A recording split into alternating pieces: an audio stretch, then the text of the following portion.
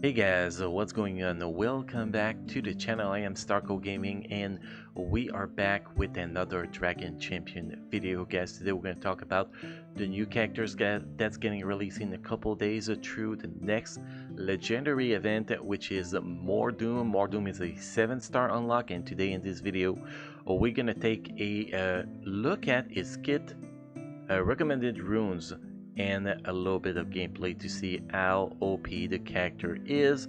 But before we get into that, guys, if you're a new player to the game or if you are level 15 or below, make sure to use the promo code STARCO to do so. It's very simple, guys. You go in settings here, you press on use promo code, and you enter the code STARCO, and you will get the $10 worth of freebies. Pretty much very awesome for new players, definitely, guys.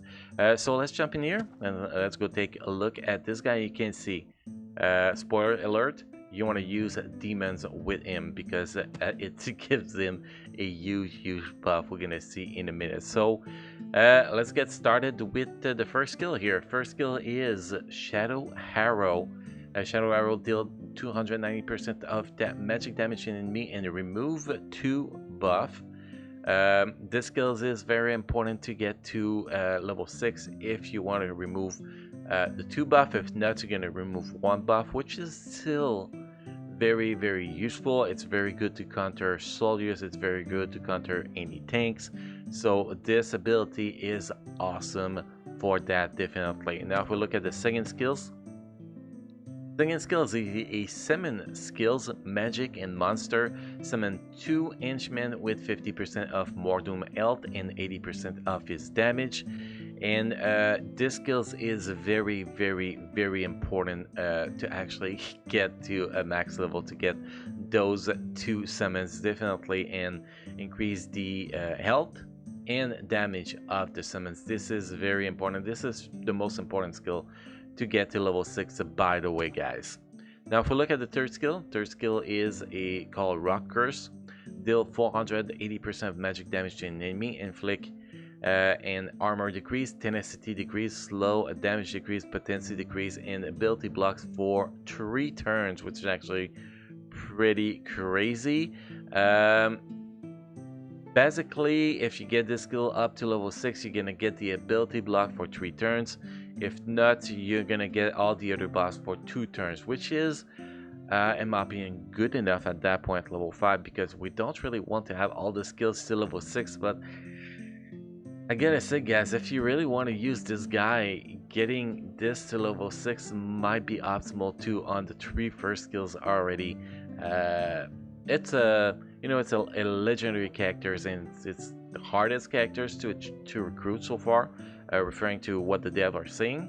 And I'm not allowed to show the event, obviously, so I cannot show it to you guys.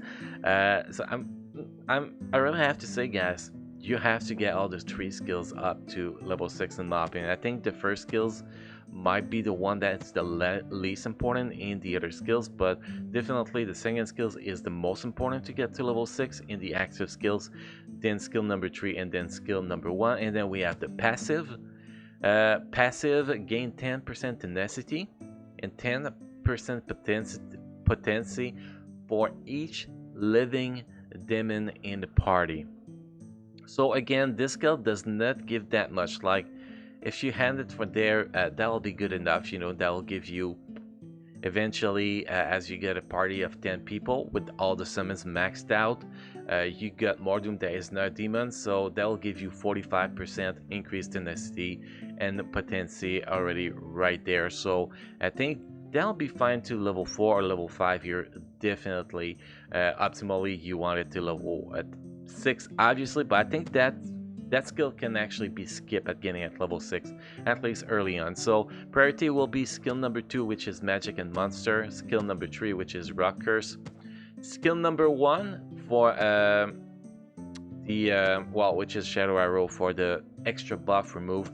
Then after that, if you still got scrolls and you want to get the last skills, the passive, to level 6, then you can go ahead. But really, the second skill and third skill are the 2 most important to get to level 6. Now, if we take a look at the runes, guys, the way I went from with him is potency and speed. Speed is because we want to be able to use those summons as often as possible when they die.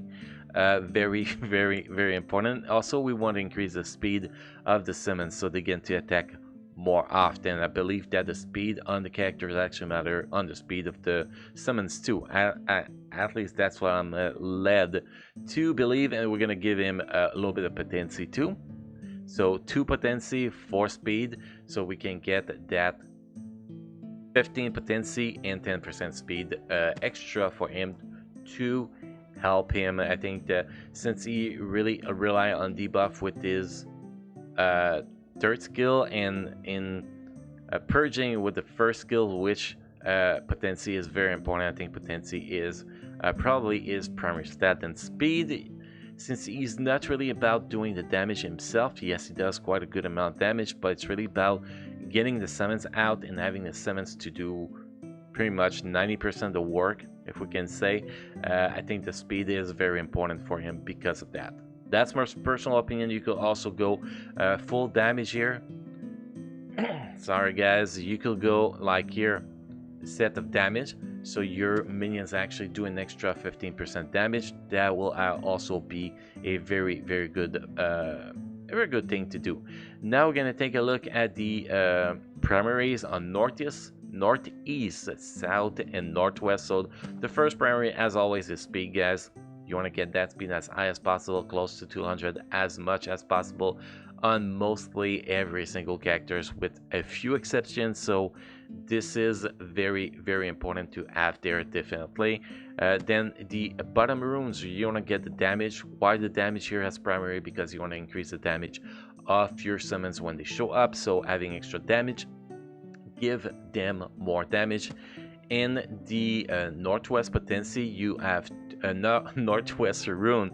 You have two possible primary. You can go with the potency, so in case you don't use this guy with a bunch of demon, you still get enough potency to apply all the debuff and remove the buff as much as possible.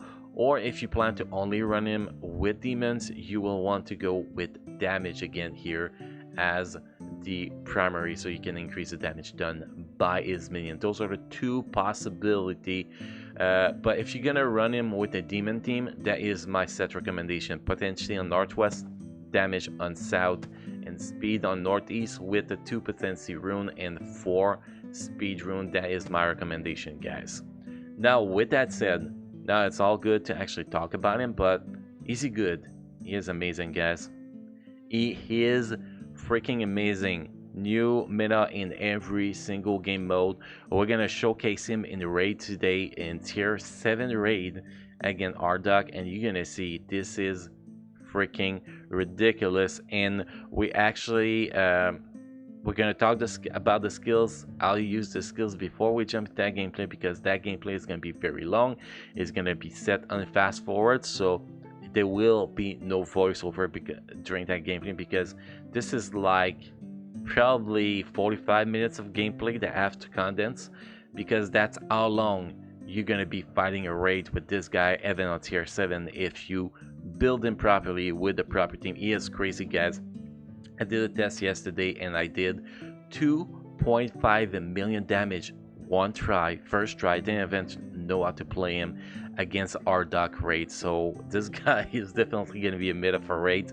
I tested him I tried to fight him in tower mode in arena, and man, he is rough to face because those minions are very annoying. You just end up with, you cannot kill target fast enough to actually clear the arena in time. Most of the time it's a very annoying, definitely. So the way you want to play this guy is pretty simple.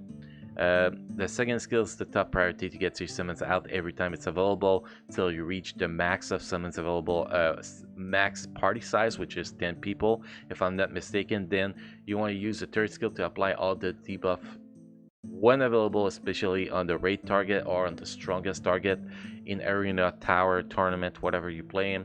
And then the first skill is, if you get like a trump guard that gets in the way, you want to remove his counter attack and his taunt ability, you can actually use that instead of the other skills when needed. But other than that, the skills is just a filler in most situations. So that's pretty much the skill priority, and the skill priority does not change no matter what game mode you are playing. It's always summons the most important and debuff, then the filler as first skill, or unless you need to remove buff from a target, then you're gonna use the first skill to remove the buff from the target, and that is pretty much how you play these characters in every single game mode. And now the team you want to use with him, the team I found that was working the best was this team.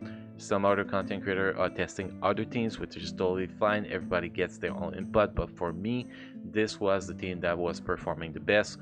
We have Slinger as a lead, or we could use Shatter as a lead. Both are very, very, very good lead, but I like Slinger as a lead for one reason, because all allied demon gain 20% their maximum health every time an ally suffer a critical hit, and all allies recover 5% their turn meter. This is crazy, and allied demons recover twice this amount, so the turn meter just regenerates so freaking fast, it's ridiculous. So that is why Slinger is the best lead there. Definitely, you have the healer Zentera, you have Kira, damage obviously, and the invincibility and visibility is just crazy, and Shadow is actually pretty solid too, guys. So this is my personal best team for Mor'Doom.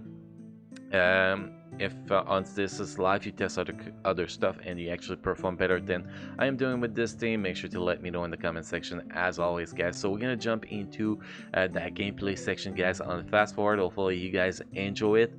Don't forget to subscribe to the channel and drop a like on this video if you enjoyed the content, guys. And also, if you have different things you want me to talk about in these character spotlight, make sure to let me know in the comment section as much as possible. So y'all enjoy the gameplay section, y'all enjoy Dragon Champion. You stay safe home, guys, during this epidemic, and well, I will see you again in the next video, guys. Thank you.